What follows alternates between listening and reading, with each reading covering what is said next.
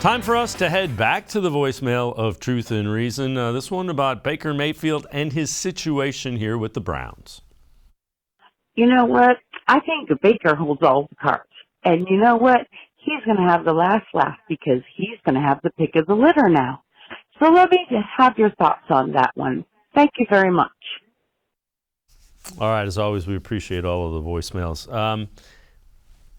He doesn't really hold all the cards just because he's under contract. So if the Browns want to let him sit, it'll cost him $19 million against the salary cap, but he can just sit there.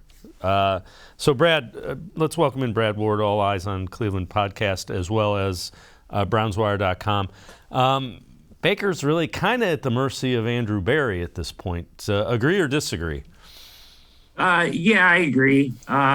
The Browns had lost some leverage in the situation a little bit, but it's not direct leverage with Baker Mayfield. It's more of like kind of leverage in the market.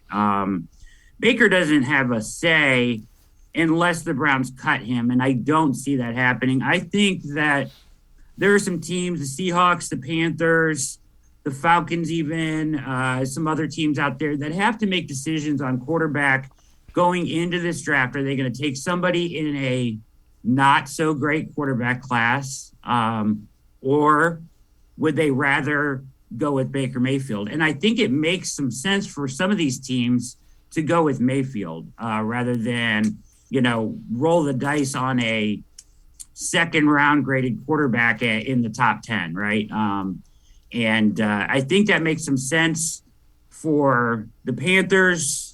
I think it makes some sense for Seattle, although I think they like Malik Willis, so we'll see what happens there. But I think somebody takes him in a trade by the end of the draft, or if not right after at the latest. After this kind of either materializes for some teams, see how their quarterback room shapes up, and that'll kind of change the leverage on his position. I think the Browns will probably eat between $5 and $10 million and get a mid-round pick back.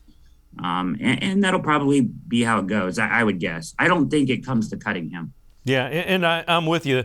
That $5 or $10 million that they eat gives them another $10 or $15 million that they can then improve the roster. And they can't really do it because, they'll be up against the salary cap until they get rid of that.